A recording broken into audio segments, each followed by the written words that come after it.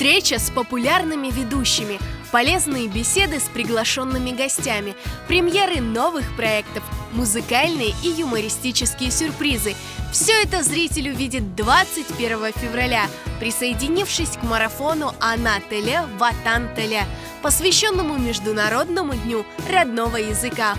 Biz xalqaro ana tili kunini daima ayrıca geçirmege, ona ziyadece dikkat celp etmege tırışaydık ve bu yıl da aynı öyle olacak. Biz tırıştık, çeşit sahalarda çalışan insanlarını, ziyadece gençlerimizni, yaşlarımızı celp etmege ve onun için eminim seyircilerimizge gayet meraklı olur ve elbette teklif etemiz, rica etemiz herkesge koşulmaga bu yayınga.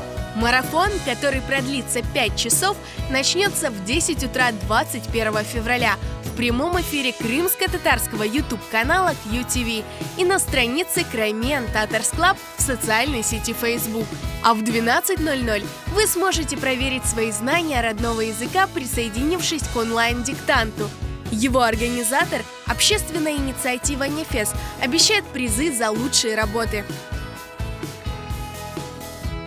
Халқара ана тілі күніне бағышланған Қырым татар тілінде 3-ші онлайн өміряны қызмет олса кечірежеміз. Esas мақсадымыз айры инсаны білгелеріні тәшкірмек дегілді, Қырым татар тіліні сақылану этрafында бірлештірмектір. Келіңіз онлайн өмірямызны бер-бер язайық. Международный день родного языка, основанный ЮНЕСКО, отмечается с 2000 года. Главная его цель – сохранение языков мира, а вместе с ними и культурного разнообразия планеты.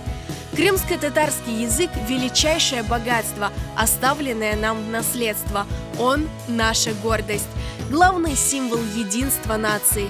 Проведите День международного родного языка вместе со своим народом.